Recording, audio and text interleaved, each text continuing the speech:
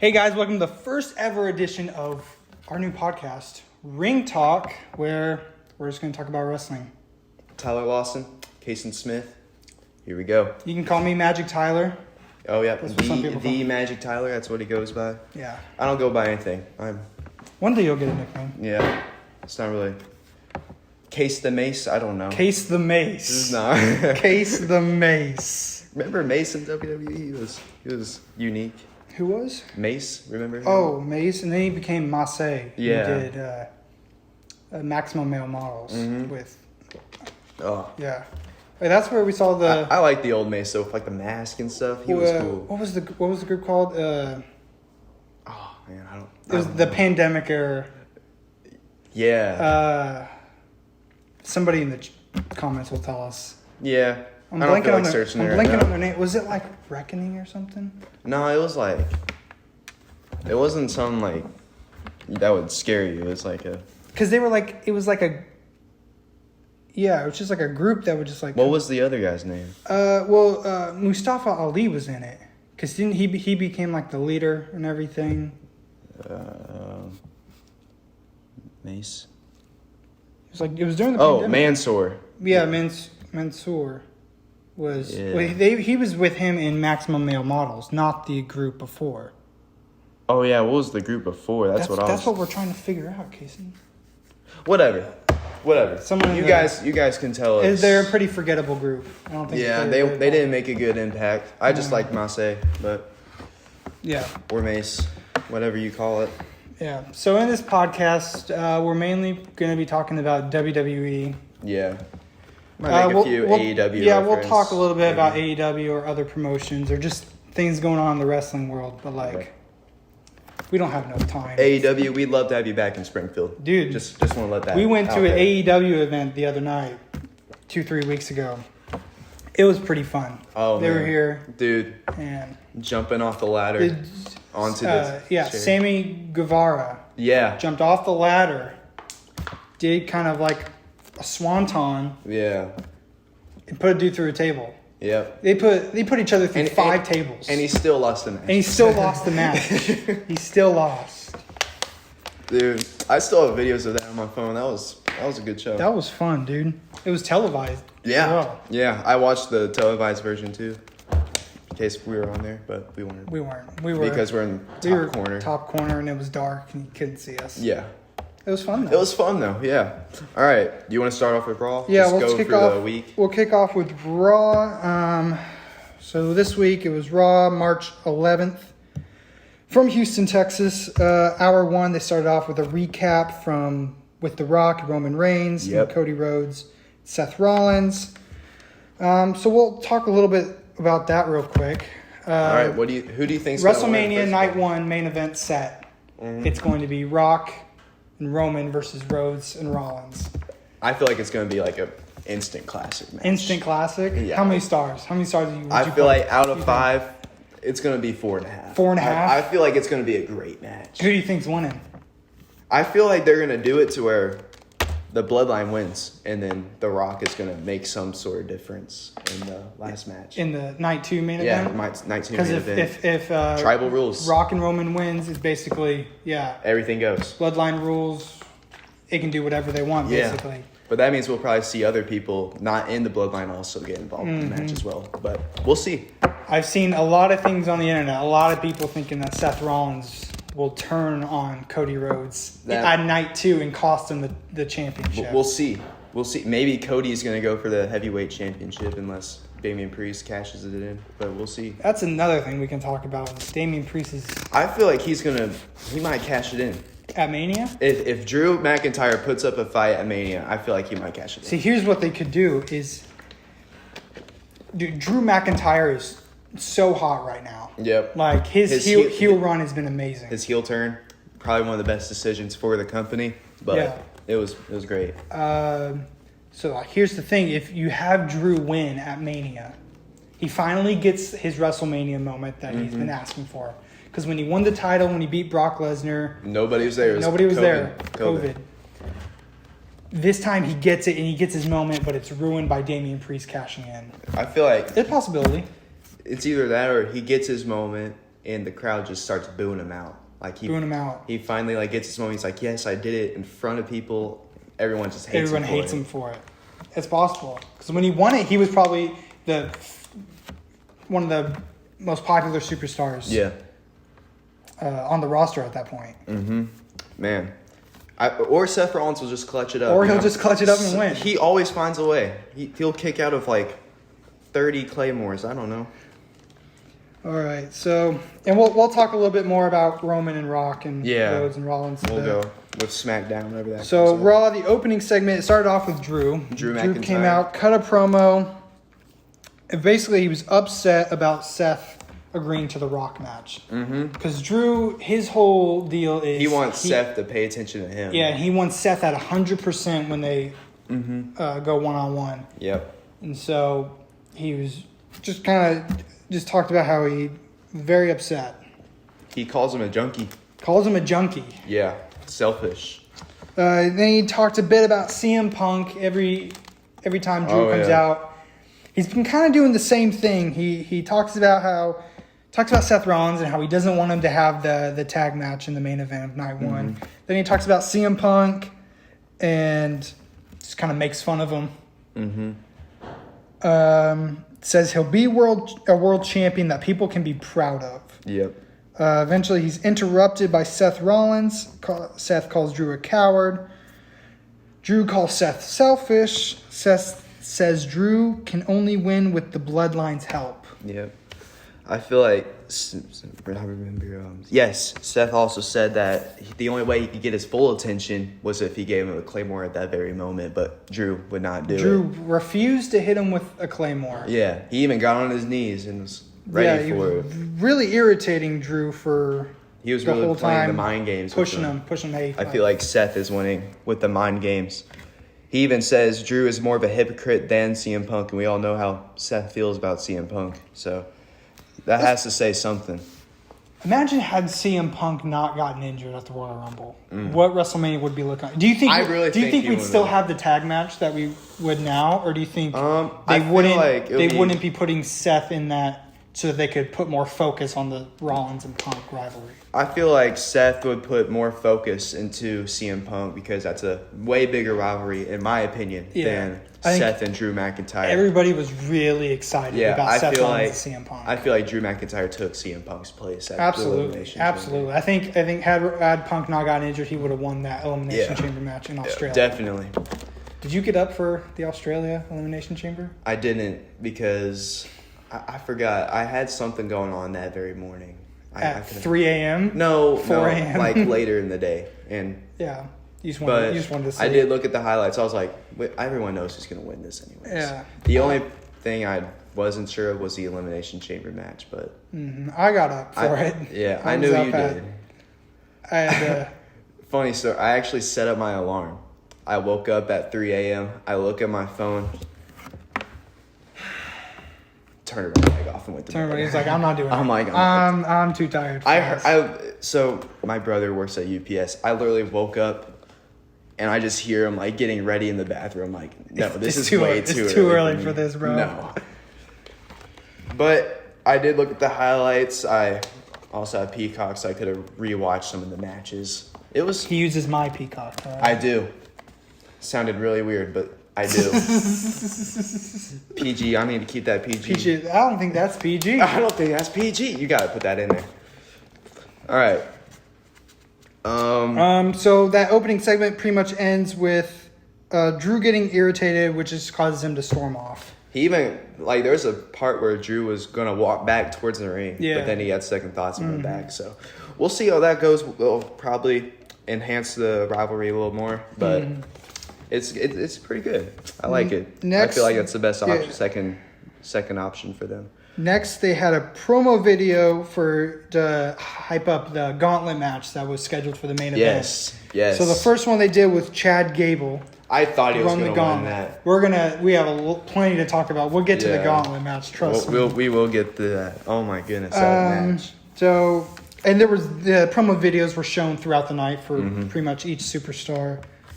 Match one of the night was Becky Lynch versus Liv Morgan. Yep.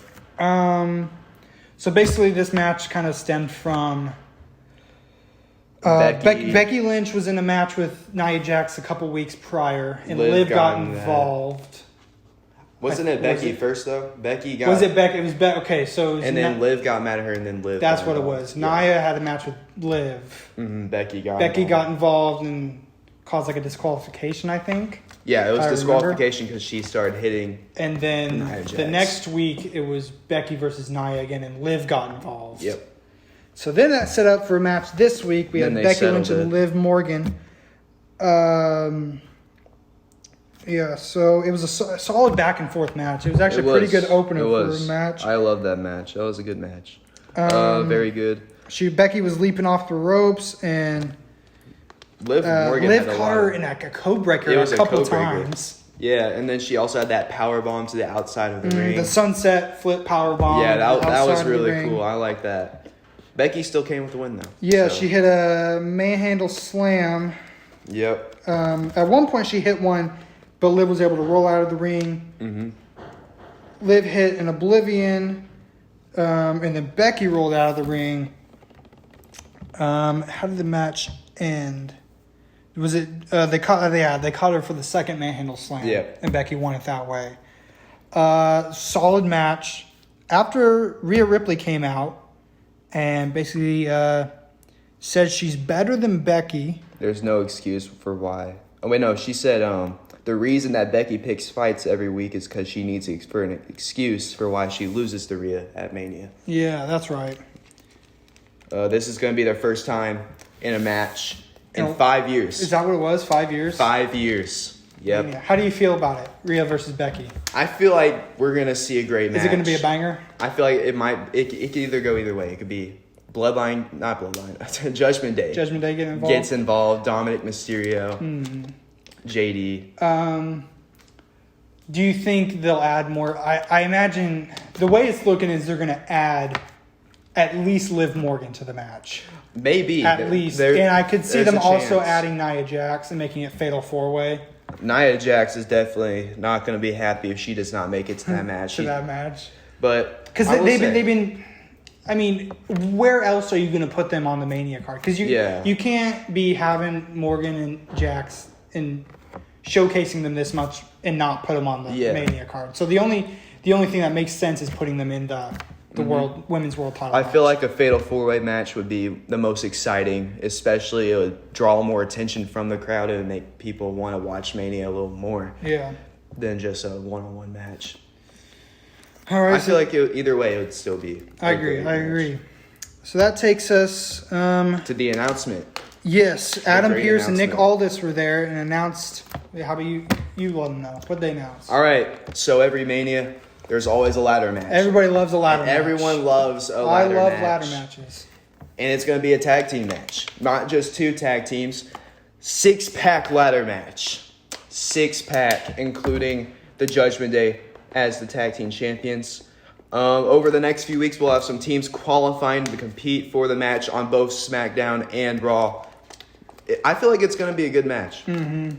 And I don't know if 100% if they're doing the same with Raw that they're doing on SmackDown, but SmackDown they're doing like a small bracket to see who qualifies. So they're doing like 2 different small brackets or something like that.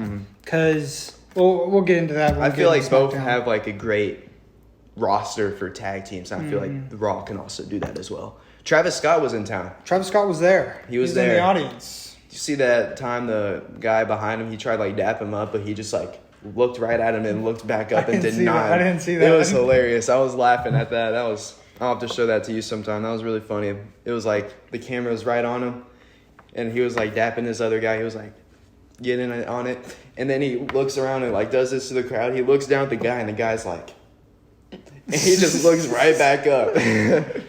So okay. After they made the announcement, they switched a bit to a segment with Judgment Day with Finn Balor and Damian Priest. They were not happy. They were not happy with it. With having to defend their titles. But if you also think about it, who else is there to beat them? Like they fought everybody. There's always a qualifier match of one team. But I feel like it would really prove that they're the real champions if they went against multiple teams, especially in a ladder match. Yeah.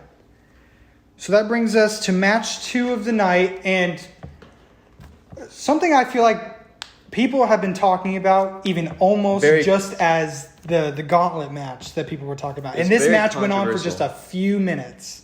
I was excited for the match at first. I was like, oh man, we're gonna see a lot of action here. But it went off really quick.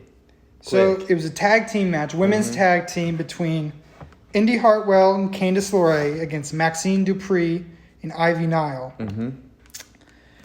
So again, the match did not go on for very long. No. And at one point, Maxine and Indy Hartwell are the legal women in the match.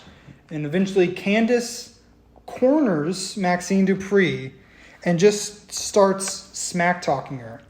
Says a lot of things. And then just brings up Maxine Dupree's brother, who unfortunately passed away a few years ago. Yep. And I know a lot of people did not like it and were kind of It was a low blow. Heel turn Candice LeRae, I think, was something I did not know I needed. Yeah. I think I'm starting to really get into this whole heel Candice LeRae bit. Personally, whenever I heard her talking to Maxine, I was like, what is happening right now? Like, is Maxine going to fight back? And right. No, she just tears up and tries to run away, and then Indy Hartwell hits a big boot on Maxine and pins her for the 3 count. Yeah. Indy Hartwell didn't really know how to feel about it. She was very confused. Candice was very angry. I wasn't sure because we saw the seeds planted like a week ago, a bit for the heel turn for Candice. I don't think anybody expected something like this. That's one way to do it, I guess. But I imagine they talked about it before the show. I hope so. The planned spot of the match. So.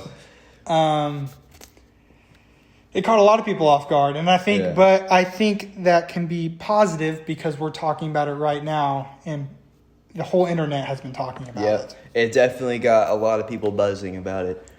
Do you think that Indy's going to follow up with the heel turn, or is she going to also turn her back on Candice? I don't know. I'm not sure exactly where they're leading with this. Especially as we're getting closer to Mania, and we can talk a bit about the women's tag titles and what if they're going to do anything at Mania with them. I got some things I've seen on the internet that kind of makes sense, and we can talk about it a bit when we get into SmackDown. But yeah, I'm excited to see kind of where they go with it. I'm not exactly sure what the plan is, but I'm definitely all for heel Candice LeRae. I feel like it is a leap of faith, and I feel like this leap is going to make it to the other platform. And it's going to be great. I like it. Leap of faith. Leap of faith. It's either going to be It's either going to be awesome or it's going to die really quickly and be really boring. Yeah, it's going to either be her best turn of all time, or it's just going to ruin her career. We'll see. Ruin her career. I don't know. Maybe not ruin her career. I don't know. There's a lot of heel turns I've seen that if it works and if it continues to go up, it could do a lot for her career. I've seen a lot of heel turns. A lot of them did not work out. I'm going to be honest with you. Big Cass, when he betrayed Enzo Amore, that's one for example. That only went on for like a few weeks and then it was over. Yeah. We never got to see any of them again. It even didn't work out for Enzo. It also ruined his career as well. But also with outside things, Enzo Amore also got him out of there. Yeah. But Big Cass is doing pretty well with. He's doing good in AEW. But Enzo, not so much. Yep. So man, I love that tag team too. It was good. It was very good. Yeah. So that brings us to the end of hour 1 and the beginning of hour 2 of the show. Yep. We're backstage again with Finn Balor and Damian Priest, and they go to Pierce and Aldis to basically just complain about the match. That's basically all they did. They're just whining. Just kind of whining, and then Priest then challenges R-Truth for later that night. R-Truth was apparently supposed to be doing some media. And I guess he didn't know it was Monday, so Miz wasn't there because Miz was gone doing media. Truth was supposed to be doing media as well. He was like, but media's on Monday. And they're like, well, today is Monday. I'm going to say it. Truth is the absolute GOAT. He's definitely brings a lot of humor to the show. He's the best. I love him. If he ever wins a title, I will. Besides for 24/7, it's looking like. but I imagine they'll have to win the qualifying match, but I imagine Truth and Miz will go on to Mania hopefully and compete in the match. Maybe for the ladder match. If they do, I'd love to see that. They do another recap video, a bit more in depth for from the last SmackDown for Roman, Rock, Cody, and Rollins segment. Yeah. Because they're preparing for Cody to be interviewed by Michael Cole in the ring. Mm-hmm. So this was a big segment that had a lot of people talking as well. Camera cuts to Michael Cole and Cody comes out. The interview, yes. Yes, he says the slap to the Rock was a receipt from the Rock slapping Rhodes at the WrestleMania press conference in Vegas. Cody says he trusts Seth because he says people change, which that did not make me confident about Seth not turning on Rhodes at Mania. Yeah. I think that's a real possibility. I don't know if he'll turn on him. I don't think he'll turn on him in the tag match. If he does turn on him, it'll be in the main event of night 2. Yeah. He then starts to get emotional. He starts talking about how his mother in that he isn't able to give the title to his dad, but he can give it to his mom. And I want to ask you something. You watched that segment, right? Yes. It seemed like he was really trying to cry really hard. Mm-hmm. And I don't know, for a bit, it kind of took me out of it a little bit. I was watching wrestler Bully Ray, or you also can know him as Bubba Ray Dudley. Okay. He was on his radio show, Busted Open, and he was given some insight, and he was saying, if you're going to cry, cry.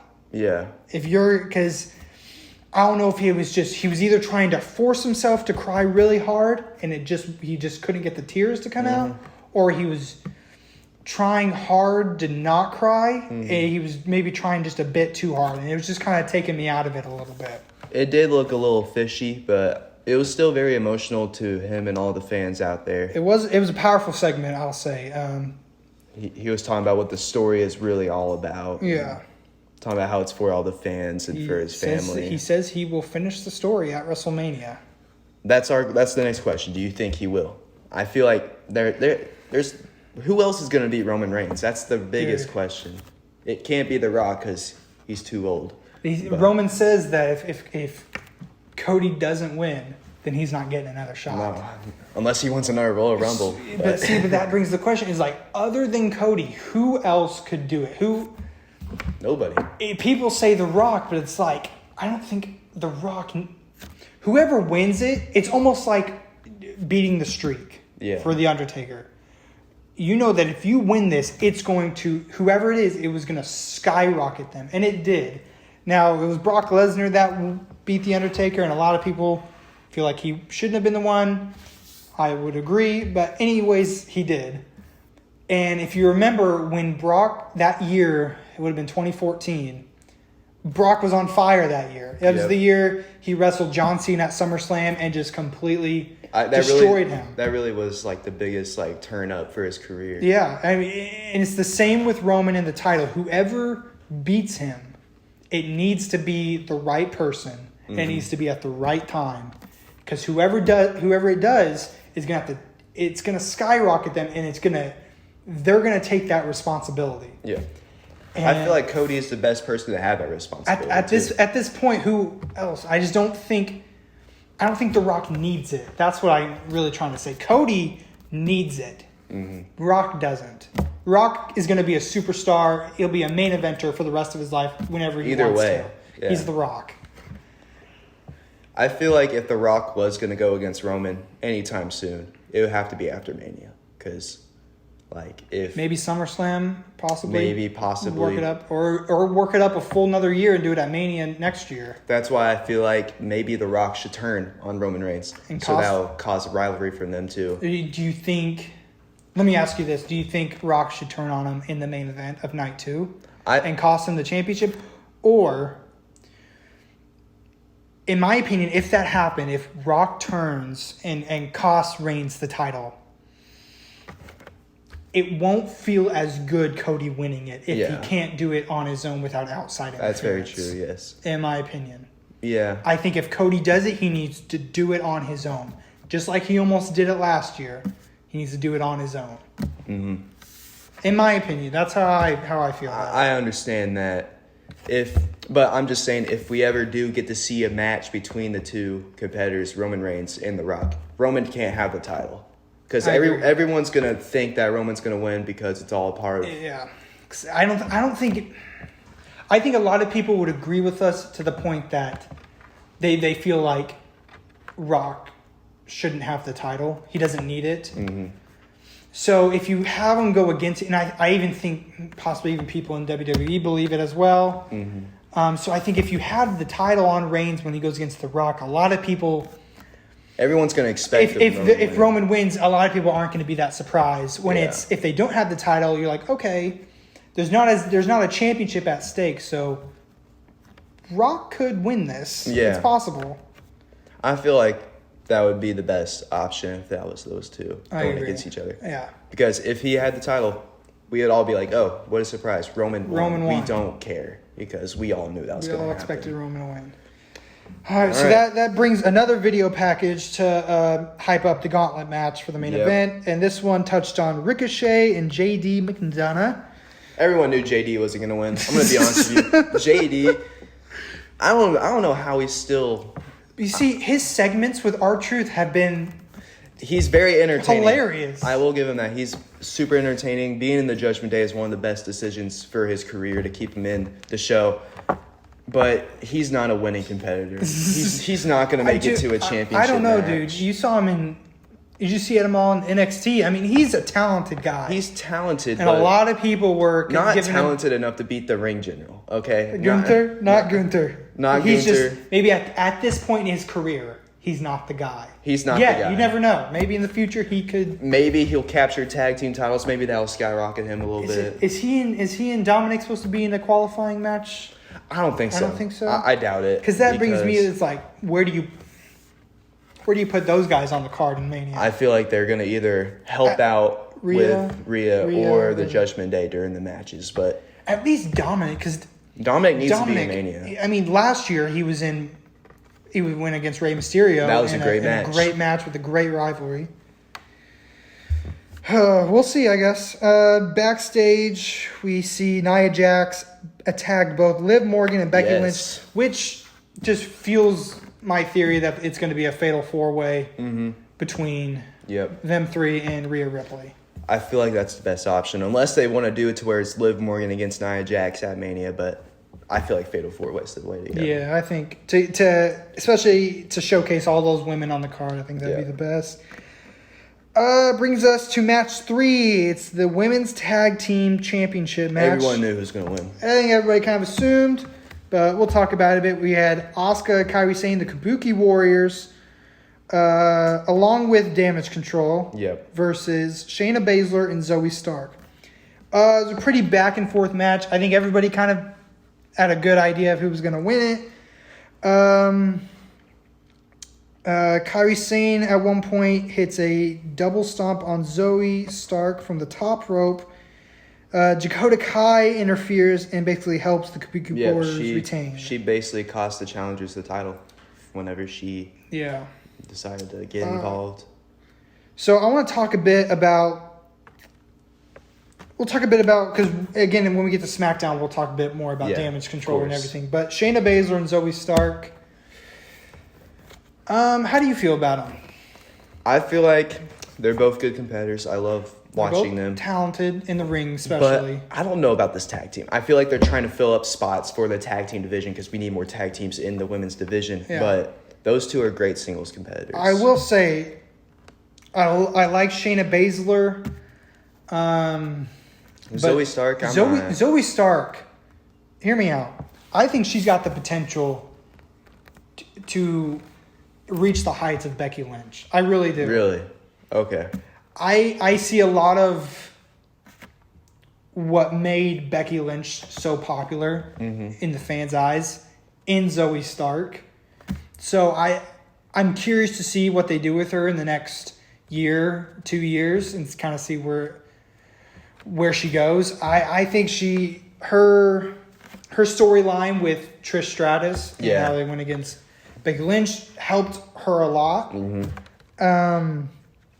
And I really think I do honestly believe when I see a lot of potential in Zoe Stark. There's a lot of potential, but she's not at the peak yet. She's not at the peak yet. She got some ways to go, but I think she's got she could do it. I feel like if she was going to win anything soon, like any championship soon, I feel like it would be the tag team championships. But it might be a while, but I feel like she could also go up there. She has a lot of potential as well as she is a lot like Becky Lynch in the earlier days. Mm-hmm.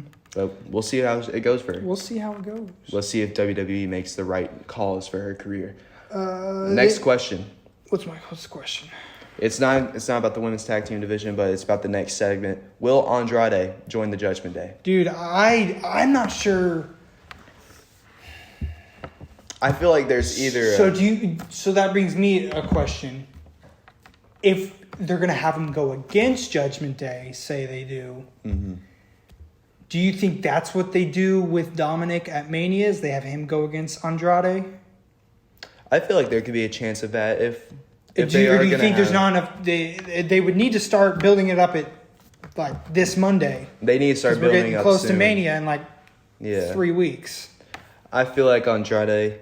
I don't think he's a good fit for it. I'm gonna be honest with you. I don't think he's a good fit for Judgment Day. I feel like they already have enough on their table. I think Dominic could be a good first rivalry for him to get him going. I'm very excited he's back in WWE. Yes, I'm so excited about that. I loved watching him whenever he had the championship.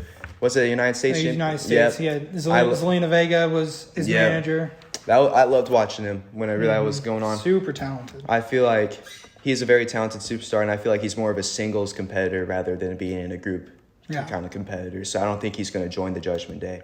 But I do agree with you. I feel like if we're going to have him at Mania, it's going to be with Dominic or JD. Dominic, if they do something. I feel like it should be Dominic, though. Well, yeah. I could see them potentially going that route.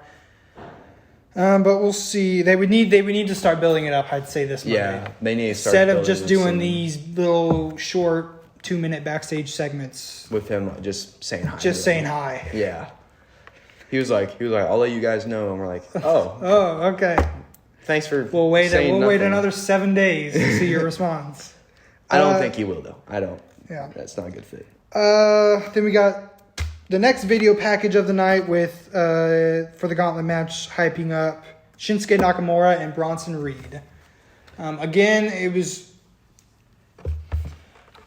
really just showcasing each superstar, trying to hype up the match. Again, we're getting a lot of these superstars, and as we get closer to Mania, I just don't know where you put them. Because obviously we know that Sami Zayn won the gauntlet match at the end, and we'll get to that in a bit. We'll get to that. But, what do you do with Shinsuke or Bronson Reed? Do you have them on the Mania card at all? If we are going to have them on the card, it has to be in some sort of match that has all the competitors, not just a few of them, because then that would be unfair to the other ones. I feel like, in my personal opinion, we got to put them in the Andre the Giant Battle Royale. Do they still do the Andre? I think they do. I don't even know. They should. If they want to get them involved. They did it last year. They didn't do it. I don't know if they do it anymore. They don't? I don't know. I thought they did it last year. I could be wrong. I don't think they did it. If they wanted to get them all involved, though, that would be the best option. That would be the best option. I don't know, they teamed them up and had them put in the tag titles or whatever. No, I doubt it. But I don't think anybody wants just some random things. Anyway, that brings us to the fourth match, and that's R-Truth versus Damian Priest. So it starts with Priest ends up attacking Truth before the match. Mm-hmm. And did the match even get started? Or did DIY came out? DIY came out in the middle of the match to cheer on R-Truth. Cheer on R-Truth. Which also, seeing this, it made me really think that DIY is definitely going to be in the They'll most likely be in the ladder match. Because that's definitely building that up as well. They might even win it. I feel like I'd love to see them win the whole thing. But. Yeah, I love DIY. Truth starts hitting Priest with John Cena's moves. As always. As always, because Truth is just the GOAT. And John Cena's he can his make childhood anybody. hero. He can make anybody's moveset better. Truth. Have you noticed that he doesn't age? Have you looked at what he looked like looks back in the early exact 2000s? same. He still looks just as good. Yeah. Oh, I love R-Truth. He was so close to winning too. Yeah. Balor and JD end up coming out and they attack DIY. Mm-hmm. Truth takes them all out. But that was more of a distraction. Yeah, to get because Damien to then win. Priest hits a South of Heaven on Truth and wins. And then Judgment Day then beats up DIY after the match, pretty much. I agree. I think they're just trying to hype up and build up that tag ladder match at Mania. I wouldn't be surprised if DIY is in the match as well. So after that match, I do want to ask a question. Hit me. About R-Truth. Hit me. Is 67 overall good overall for That's him in ridiculous. 2K? It's ridiculous. It's ridiculous. 67 overall? For R-Truth. Really? He is way better. We could do a whole episode just discussing the controversy for all the ratings in 2K. If y'all want to see that, let us know. In next episode, we could just push it. We'll have a whole segment. We could just have a whole talking segment about the How- ratings. 72 overall Austin Theory. We'll go. He more was the into it. United States. He beat John Cena at WrestleMania last year. You gave him a 72. I know people may not like him, may not be the biggest fans of him, but he beat John Cena at WrestleMania. Dude deserves at least an 82. Grayson Waller is higher than him, and Grayson Waller hasn't won Has anything. hardly won anything. Oh man, I think it's just because Triple H hates him. Is that what it is? Because I know everyone knows that Triple H isn't a big fan of Austin Theory. Is he not? I don't think he I don't is. know. I heard things about that. Maybe not. I don't know. So Austin, again, once we get to SmackDown, we'll talk a bit more about Austin Theory and Grayson Waller. They got the potential in the future to be pretty big stars. Yeah. I think Grayson Waller could be the next Miz. Yeah. Grayson Waller definitely has that heel. That heel kind of cocky persona. Yes. He Yeah. reminds me of the Miz. Austin Theory, he reminds me of a little bit like a John Cena kind of. You think if they turned him babyface, he could pull it off? Maybe. Austin Theory? Maybe, yeah. He definitely has the athleticism of He's the. very athletic. His body is like the same size as. Two-time United States champion, I Yep. think. Money in the Bank winner. And they still didn't give him the They championship. still didn't give him the... They're just hating on him, They're man. hating They're on doing- him. Don't hate on Austin Theory. Hashtag don't hate Austin Theory. Don't hate Theory. That's mean, what we do. Hate Hashtag him. don't hate Hate him Theory. because he's a heel. Hate him because he's as a fan, Yeah, but like but love him as a But kid. love him as a guy. love him as a human being. He's He's just a like human us. too. Theory lives matter. Theory lives matter, dude. Okay, all right. Hour number 3 for Monday Night Raw. Becky Lynch challenges Nia Jax to a last women's standing match for the next week. She's not taking Rhea Ripley's warnings. She's not. She's gonna get beat up. She's gonna get tired. Her stamina's gonna go down. I feel like if she can still pull this off of Rhea Ripley, that proves that she's even more at like fitting for the man position. The man. She Becky is the man Lynch. if she wins this match. All right. Jey Uso. Here we go. Jey Uso comes out to the ring. What does he do? What does he do, Caysen? He challenges his own flesh and blood, his brother Jimmy Uso, to a one-on-one match at Mania. I think everybody was That was one of the expecting this to quickest happen. promos ever, but certainly hyped me It up. was certainly hyped me up, dude. I was like, yes. after Jimmy kept costing him all these matches, I was like, it's gonna happen. It's gonna happen at Mania. Especially once at the Royal Rumble when they both had that entered stare down at 1 and 2. Yeah. I think we'll see a bit more at the next Raw. Yep. Again, a video package, this time recapping Gunther's historic championship reign.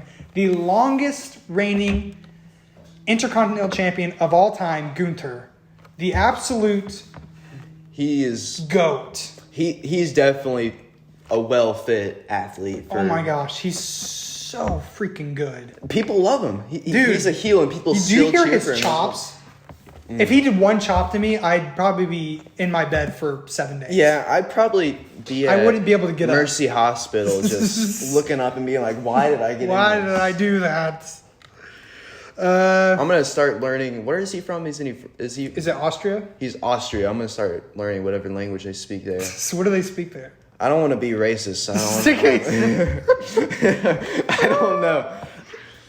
We're average. I really don't know what they speak in. I want to say Austrian, but that's not right. Is that a language? Look it up. What do they speak in Austria? I apologize for anybody that lives in Austria. We don't know. Oh, did I pick that up? It did. German. Is it German? I figured it was German. I don't think Austrian's a language. I didn't think there was. That's why I said that. I said I didn't want to be. I think that was because I don't really know language names. I imagine. So I think potentially Gunther could lose the title at Mania. Yeah. Because they have the premium live event Bash in Berlin coming up.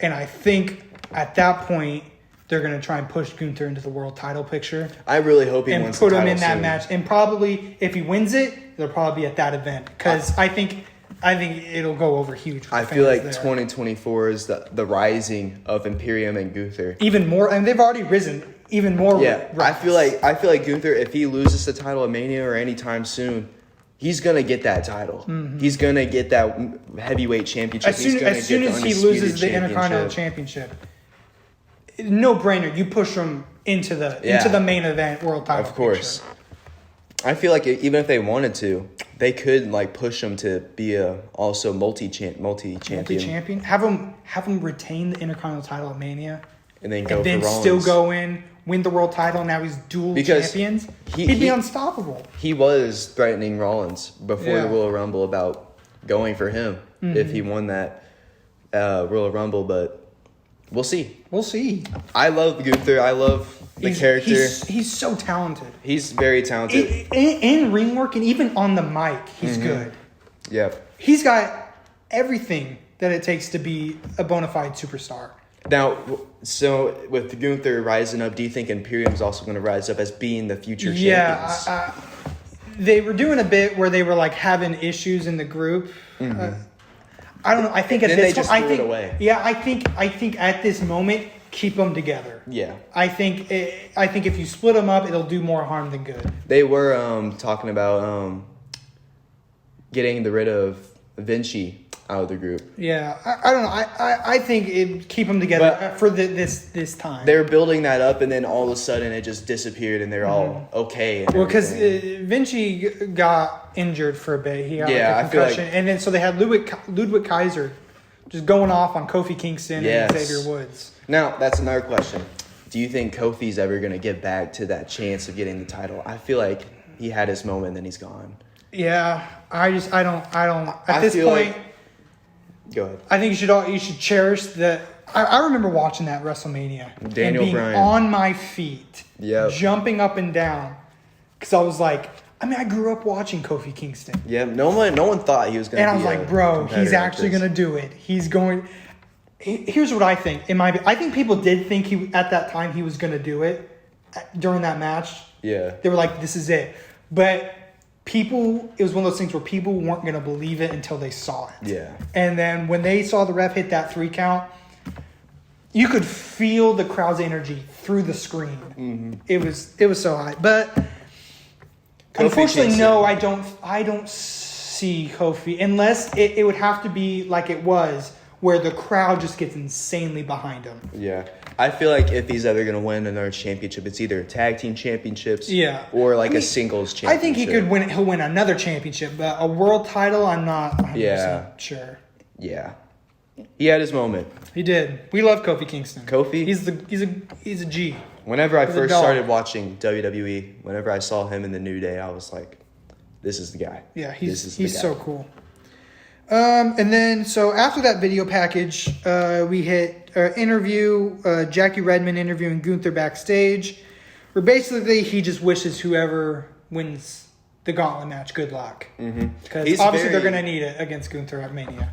Gunther is a lot of class whenever he has the mic, and he's always talking about the sport and stuff, always wishing good luck. But he also has that little piece of him that has disrespect in him, a little condescending. Like he may be like throwing you a little compliment, but there's a little dig there. Yeah. It's kind of a backhand. It's more of like a You're good, but I'm better. I'm better. I'm better. Let's be real here. Like, good job making it this far, but you're out of here. Yeah.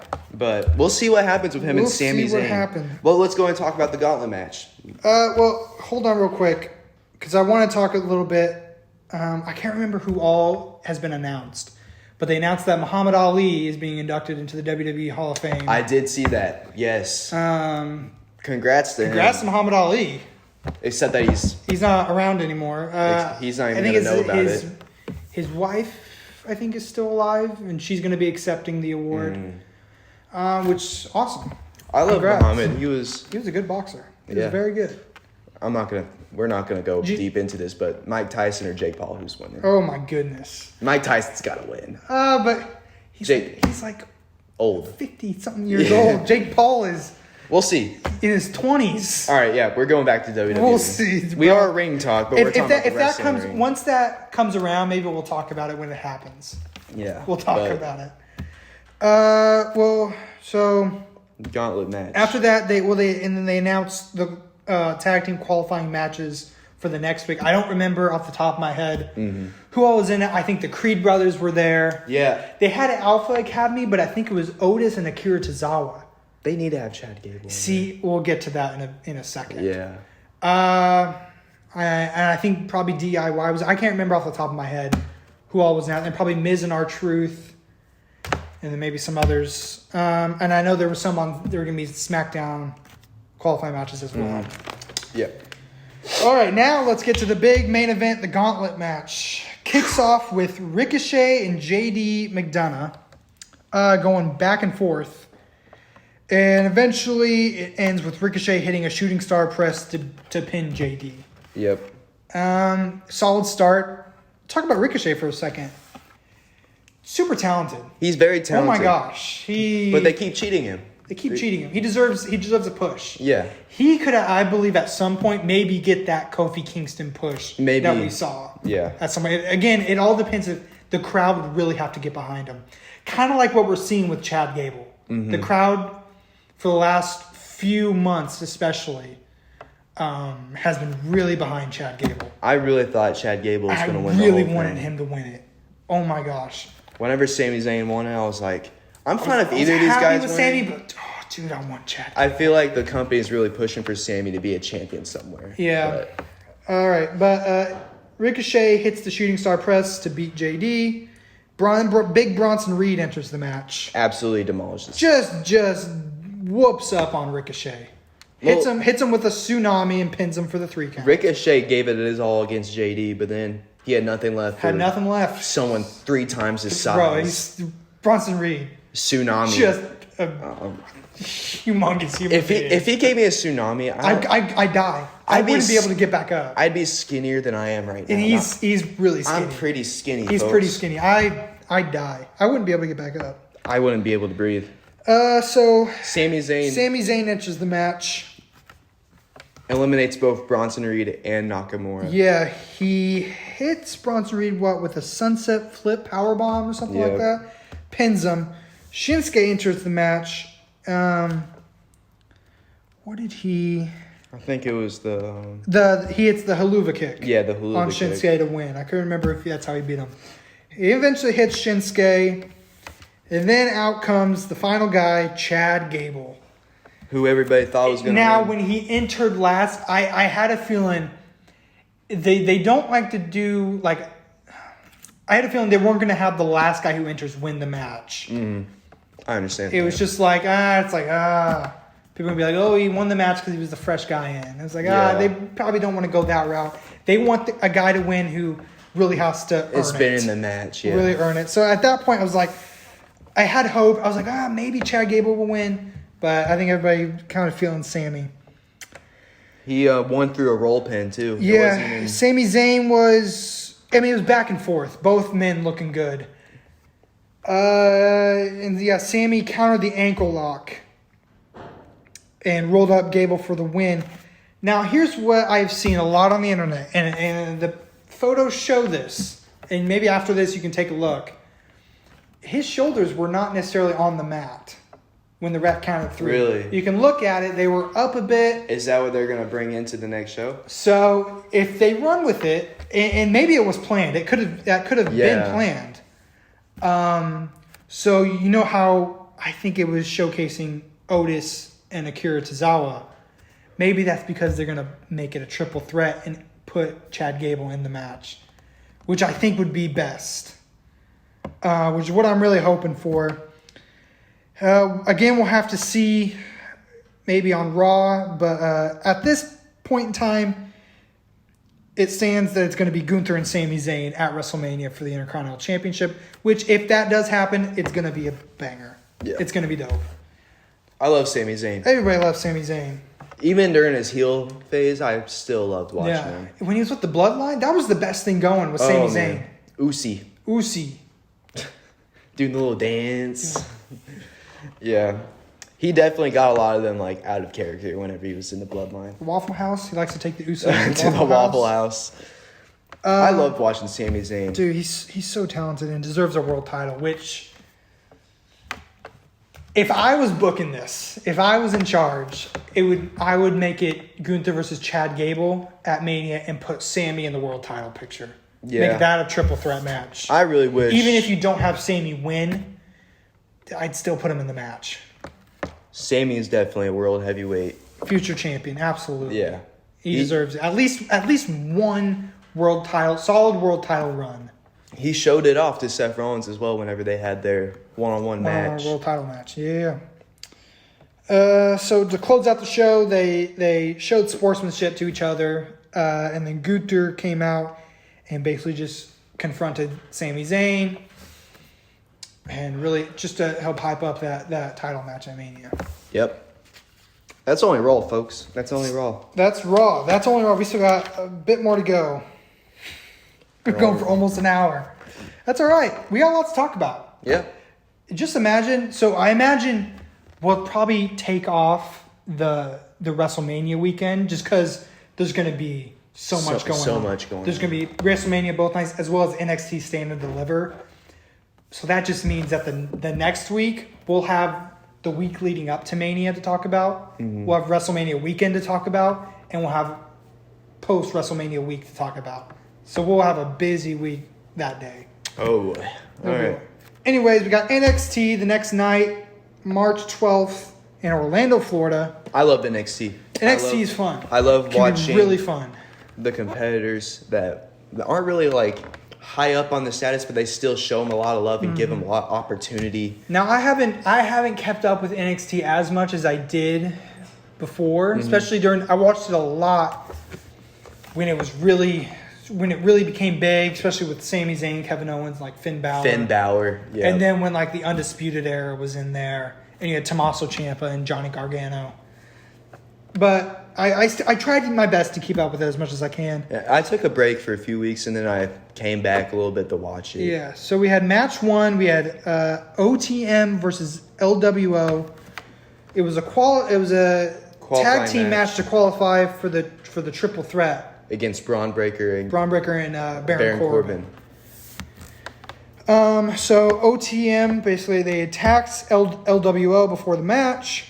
And as well as we see that Baron Corbin and Braun Breaker come out to watch the match, which, let's talk about Baron Corbin for a second. This was probably the best decision to have him go back to NXT. Absolutely. Because he's killing it. Whenever they had that Happy Corbin stuff going on, now, King Corbin. Now, Broke Corbin I thought was kind of funny. I thought Broke Corbin was kind of funny. But I can see how people maybe weren't as excited about it. Whenever he went to the main roster with Raw and SmackDown, I was like, I am ready to see this lone wolf Corbin in the show. And then they were making him GM, like he was like Constable Corbin, and they had King Corbin, Broke, Happy Corbin. But then he went back to the day one. Now, from my understanding, his contract was ran out at the end of 2023. Yeah. And I don't necessarily think he was planning on re-signing until he went back to NXT, and I think he got that love again for it. Yeah. And teaming him up with Braun Breaker was a fantastic decision. Yeah. Anyways, the LWO wins with a 450 splash to qualify. Off the rope. What a great comeback. LWO is very talented. Those guys deserve a bit more praise then I think people give them OTM. They're both really good competitors. Talented, very talented. Big guys. Big guys. But they just came into NXT a few weeks ago. And I don't think that they're ready for that big step up to go in the main event match. Then we hit a backstage segment with Chase U. Yes. Again, I have not watched it, so I was not as familiar with these. I mean, I knew about them, but I was not as familiar. They do a lot of comedic segments, don't they? Yes. So they kind of bring a little bit. NXT shows off a lot more segments where it's kind of like a movie, kind of short films. Dude, the backstage segments they were doing, the mafia type. Yes. Dude, we'll talk a bit about that, but I was loving it. Yeah. I was like, I'll watch this every week if they're putting a dude in the trunk of a car and driving him off to a bridge. Whenever the only thing about these segments, though, I love watching it. I'm this really gets my attention rather than just some random backstage interview. But what is the cameraman doing? They're just sitting there talking like it's a movie, and the cameraman's just. Hey, someone's got to do it. Someone's got to let us know what's going on. What can I say? What can I say? It was still good though. Yeah. Good backstage segment with Chase U. What was the girl's name? Thea. What was her name? She had the match later on. Yeah, Thea Hale. Thea Hale. They were hyping her up. Yeah. For her match coming up because So she has a rivalry going on with Kiana James and Izzy Dane. Are they the mean girl type stuff? Yeah. Just like high school bully style? I haven't really been keeping on track with this because I'm guessing this rivalry happened while I was stopped watching the show. Yeah. But it does look like it's building up to where they attacked her. She's getting revenge on them. It's they were friends, but they're don't want to be friends. Something like that. Kind of like a high school mean girl style. Yeah. Yeah. Then we have Roxanne Perez in the ring, explaining her actions from the week before. The heel turn. It was a good promo. Roxanne Perez, for how she's my age. And 22, I think. She's 22 years old. Yeah. She's pretty good. Ring work as well as mic work, she was killing it. I feel Roxanne was a really good face for the company. Yeah. But the heel turn definitely changed her career. It flipped it around. And I feel it might... push her up if you to can, stars. That's the thing. If you can pull off both really well, you are in a good position. If you can be a good guy or a bad guy or good girl, bad girl, you got a future. You could really, if you can pull off both, you know what I'm saying? I feel like she can. She's really giving me the idea she does not care what fans want. She'll do whatever it takes to get the title. Because she got injured last year and got stripped of the title and lost it that way. Yeah, so they gave it to Indy Hartwell, I'm pretty sure as well. Yeah, NXT GM Ava Raine, also The Rock's daughter. Yeah. She comes out because Roxanne Perez is telling her that the champion Lyra Valkyrie or something like that. She supposedly was potentially hurt, and she was like, "Oh, you should strip her of the title." And Ava Raine says that's not going to happen. So then Tatum Paxley comes out basically just to try and fight Perez, who was in the match last week as well. And so she comes out, tries to fight Perez. And eventually it kind of gets broken up by the guards and the refs. Separate ways. So that ends that segment, which brings us back to the backstage with Tony D'Angelo. So this is the beginning of the whole mafia type. They're in the restaurant. In the Italian restaurant. They do spend a lot of time segments like that for the... I like it. It does. Yeah. It gives off a movie type vibe, and I'm all for it. So it's Tony D'Angelo, and they're called The Family. Yeah. And they get interrupted. I'm going to butcher this name. Dragunov. I'm not going to try and pronounce that first name. Yeah. I can't even say it, and I've been watching him for a little bit, and I still don't know. It's hard. It's a hard name to say. But he's Russian or something. Yeah, he's a good competitor, though. Yeah. NXT champion. Because it's going to be Dragunov and D'Angelo at NXT Stand and Deliver for the title. Basically, the segment ends with them putting him in a trunk of a car and driving him off. But we'll continue with that later. No, we'll get back to that. As soon as I saw this, I was like, this feels like Goodfellas. If anybody's ever seen that movie, it's just like a Martin Scorsese mafia type movie. It's like, I'm all for this. Or like The Godfather or something like that. Like, this is good. I'm all for it. Whenever they started putting him in the trunk, I'm like, why are they doing this? What are they doing? Are they trying to like extend a rivalry or something? But we'll find out why they did it later. Yeah. Well, they're doing the title match at Stand and Deliver. Yeah, but the reason they kicked him out was because he went into the restaurant and stuff. But you don't disrespect. You don't disrespect the Don. Disrespect the Don. The Don.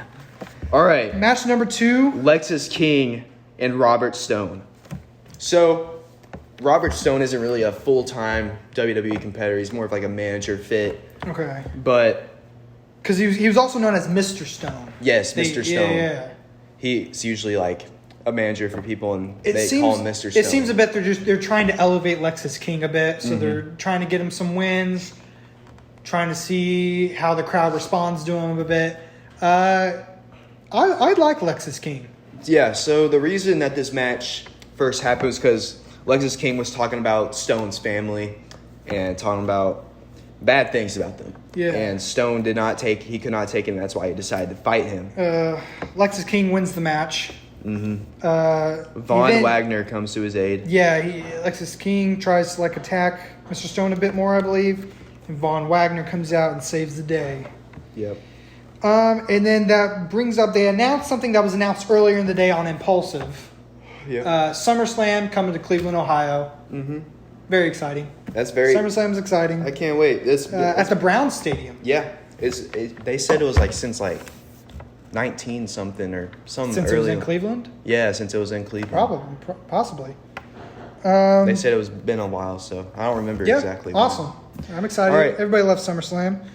Backstage segment for Ridge Holland preparing for Shawn Spears, who returned to WWE. Now, some people may know him as Ty Dillinger. Yeah. He left WWE. The Perfect 10. Perfect 10. Left WWE. To be honest with you, that gimmick was kind of trash. It had some highs when he was in NXT. But then when he got to the main roster, it didn't. People didn't really understand it because a lot of those people don't watch NXT. Yeah. Religiously. But then he left WWE, went to AEW and used his real name, Shawn Spears. Got the moniker of the Chairman because he hit Cody Rhodes in the head with a chair in AEW one time and made him really bleed and everything. But he wasn't really getting used much in AEW. So eventually he's come back to WWE and is using Shawn Spears again. They're using him in a good way too. They're really it's making a name. How do you describe what his character is? He's trying to bring the darkness out of his rival, which is Ridge Holland. He kept trying to get the rage out of Ridge. Holland, which I was. We'll go into that I was later. liking it. Match number 3, NXT North American Championship. Oba Femi versus Brooks Jensen. Brooks Jensen. Let me talk. Oba Femi. I didn't know really who this guy. He's huge. Big boy. I didn't know who this guy was. Big boy. I take a break and I'm like, okay, Wesley should still have the title, and we go into it and I'm like, who is this guy? Big dude. Oh my goodness. I was like, okay, Wesley. I think it was Wesley that beat Dominic. I don't remember who. It might have been Oba. I don't know. But I don't remember. Then Oba, I'm like, okay, it's either Wesley, Dominic. I don't think Dominic had it anymore. So he lost it and then got it back and then lost it again. Yeah, Didn't he lose it to Trick Williams or something? Or he lost it to Dragon Lee. Yeah. And then maybe I don't know. I was like, okay, Dominic doesn't have it anymore. I think Wesley got it, but I don't know who won. But then I just see gigantic of a man. He used to be an Alabama shot putter. This dude is massive. Massive, dude. Pretty much dominated Jensen for the majority of the match. Yeah. Basically won with a power bomb. Yep.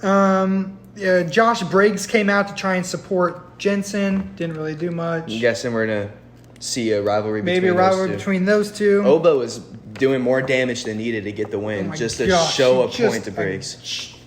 Such a big dude. He didn't even do his finisher yet, and he was like, I'm not done with him. And he does 2 power bombs.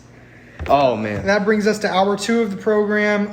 We're back with the family, and they've taken Dragunov to a bridge. To the bridge. And basically, they both just kind of threaten each other. And D'Angelo, at the end of it, just leaves Dragunov standing there on the bridge. Leaves him there. It looks like it's going to be a good match. For me trying to get more into NXT, this was a great way to kind of get me into it because I was loving this. So I feel like both of those competitors are both in the same level as competitors, and I feel like it will see a good match out. NXT always brings the best main events, always the best championship matches. Yeah, and the issue I have with NXT or in WWE a lot is that when these NXT superstars go on to the main roster, a lot of times they don't get the hype that they had in NXT. You know what I'm saying? Yeah. Like, dude, Johnny Gargano and Tommaso Ciampa were mega stars in NXT. Yeah. And now they're finally getting a good push with the tag team, which and bringing them back together as DIY was a great choice, and I'm excited about that. But you know what I'm saying is this isn't the truth of everybody. Like Gunther obviously has done very well, but it doesn't. I look at people like Indy Hartwell, who hasn't really. There was a lot of hype with her coming into WWE or the main roster.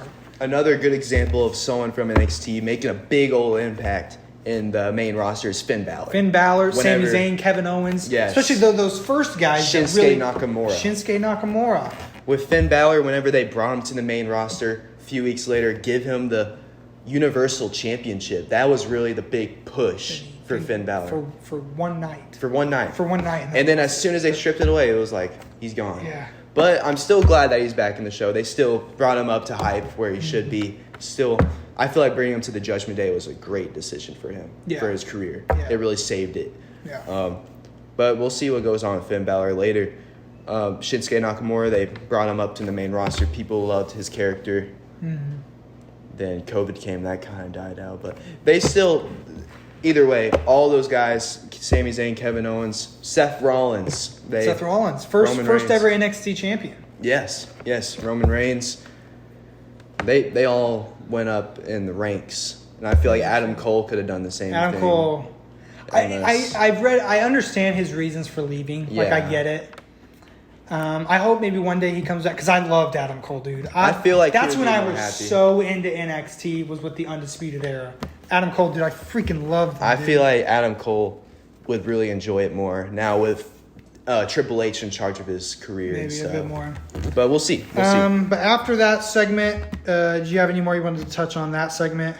I feel like Dragunov, I feel like he's still going to find the way to win the match. You think he'll win the match at Stand and Deliver? I feel like he'll win it. But if he loses, I feel like that means that he's going to have a push to the main roster. I don't think he's ready for that yet. I feel like he still has a little more to do in NXT. Mm-hmm.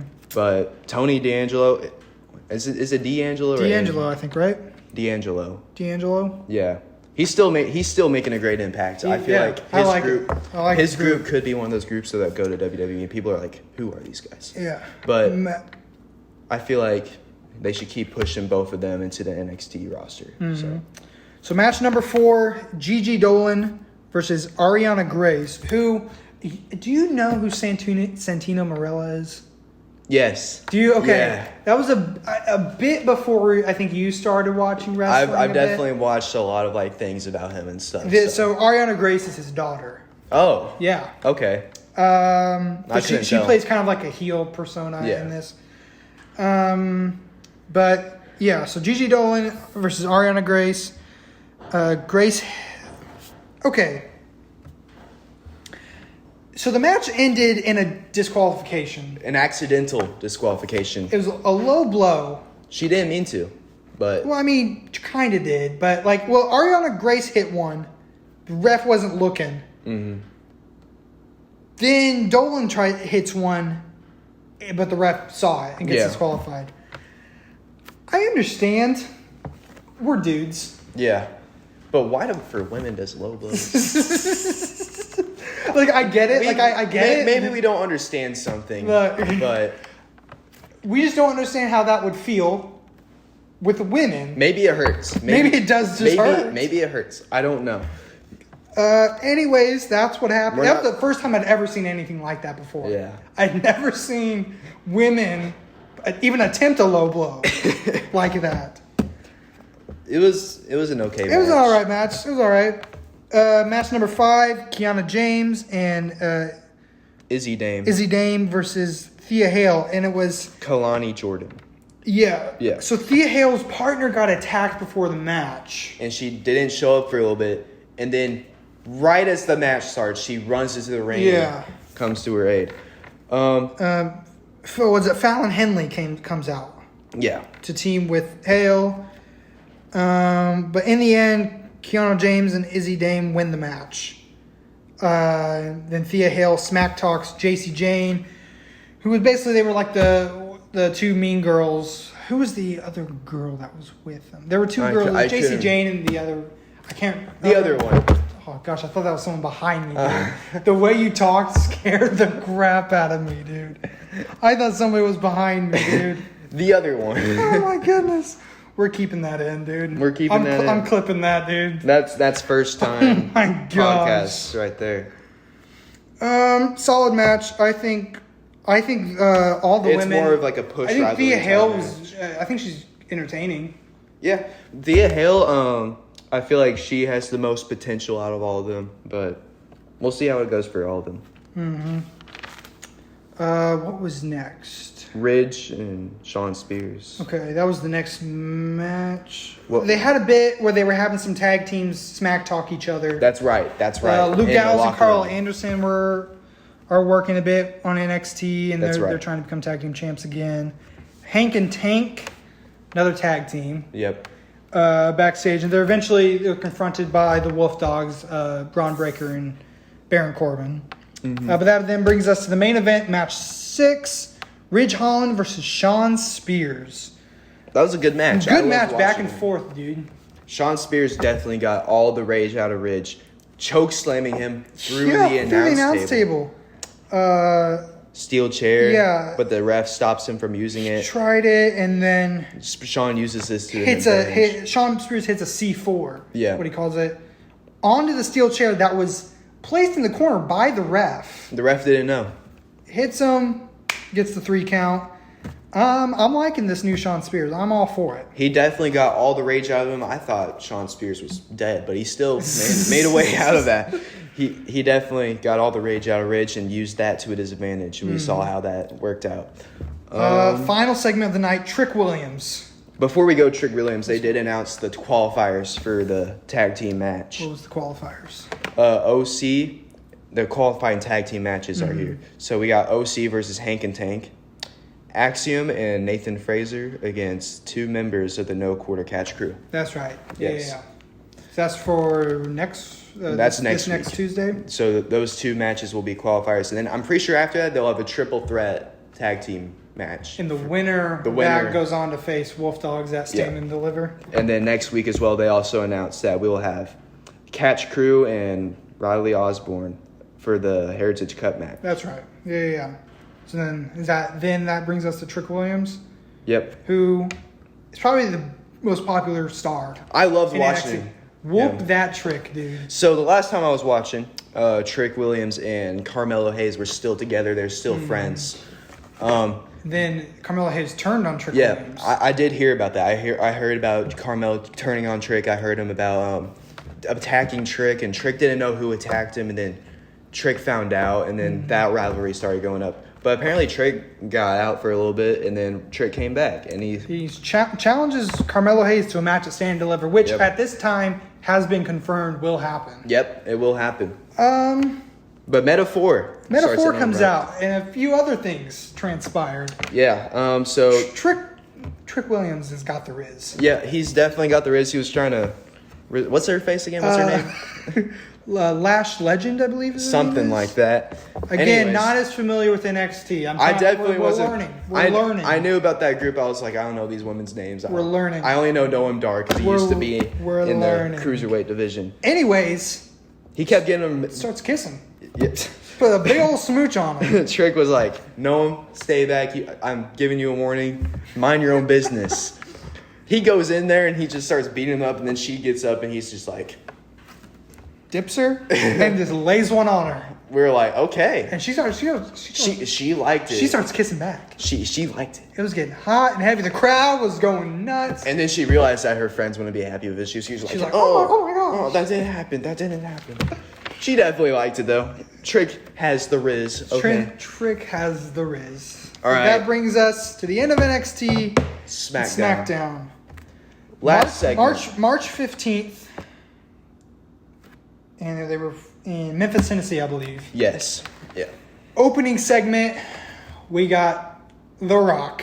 Who, have you heard his new theme? They changed his theme? It's a little different and it's pretty cool. You should, after this. Caysen, he isn't able to watch SmackDown. I just watched the highlights. Because he doesn't have Fox. One day we're going to change that. One day he'll get it. We'll fix it. One day.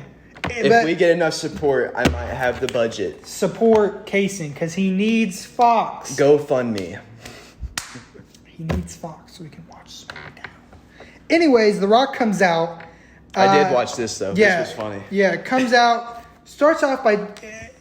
It wasn't really playing a heel as much because he was talking a lot about his history with Memphis. He kind of started there in Memphis, Tennessee, wrestling. People still love The Rock, even during. You're always gonna love The Rock.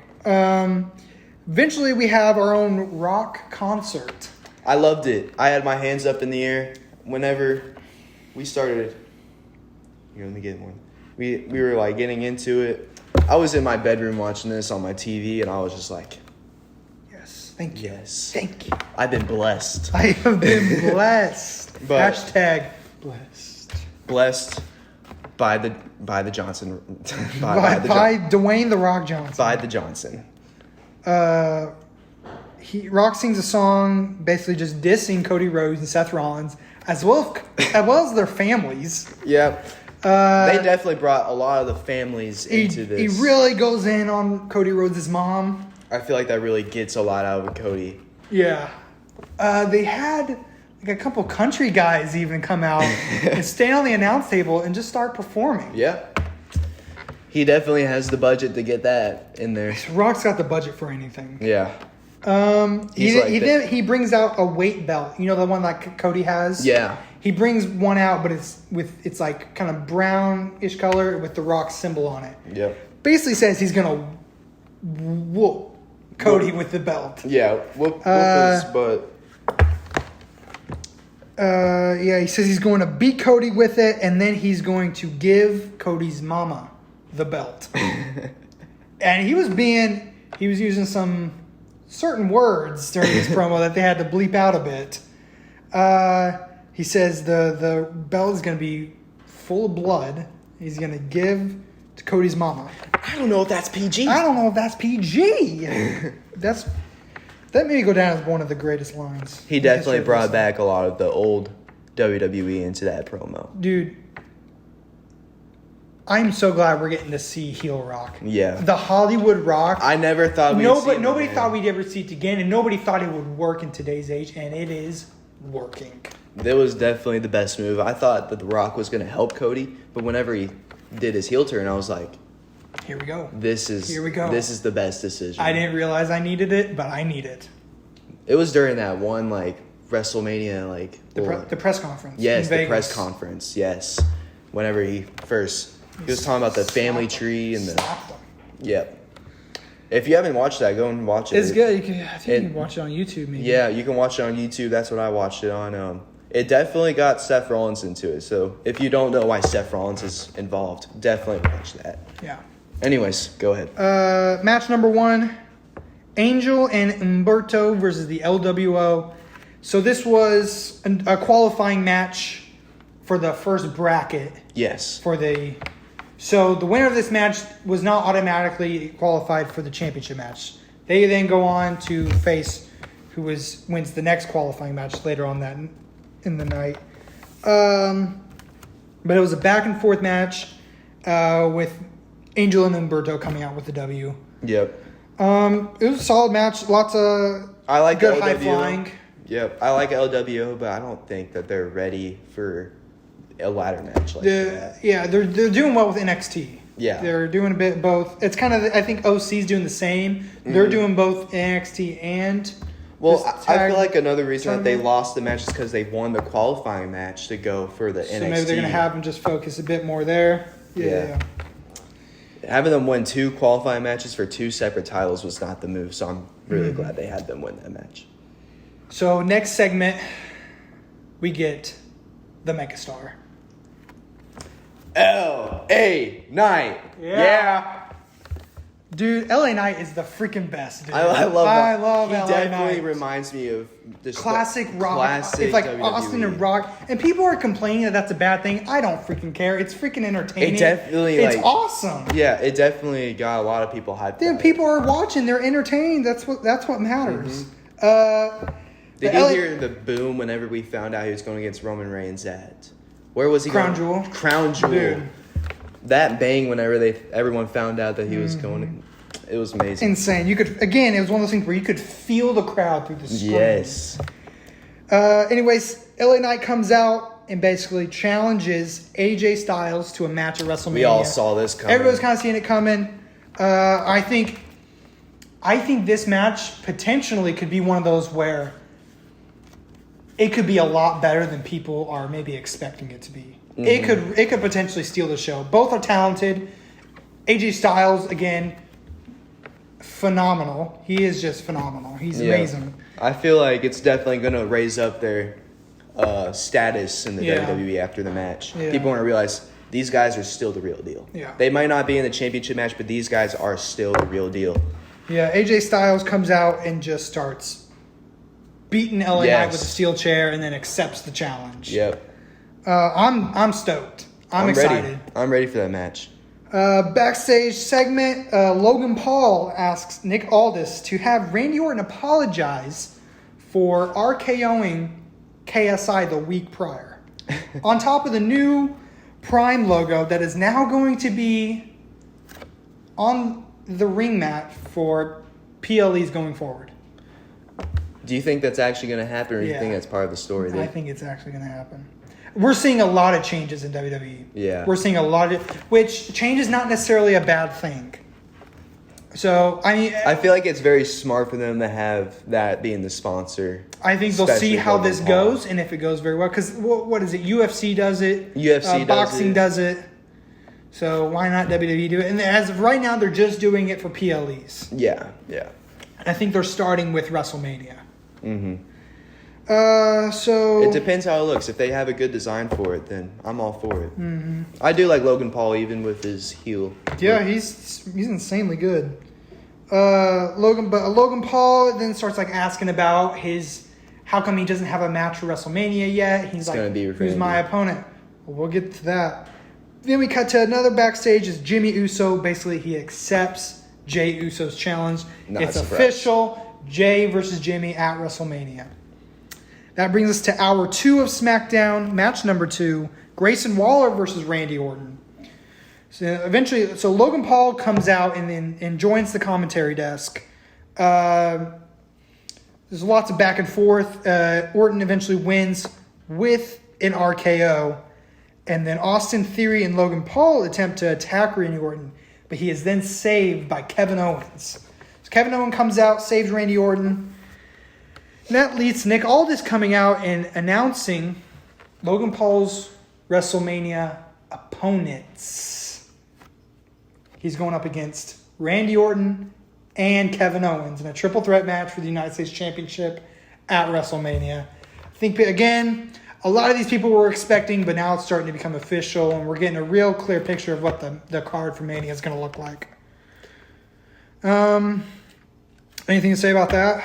I feel like it's very smart with getting both Kevin Owens and Randy in a match, because how else are they going to get one of those two in the match if the other one's in a match with Logan Paul? Mm-hmm. So I feel like it's going to be a very exciting match, but I don't know who's going to win. I feel like, are they going to keep getting Logan Paul's reign going, or are they going to have Kevin Owens take it? Because I feel like Randy Orton's still a higher class competitor, not a United States Championship competitor.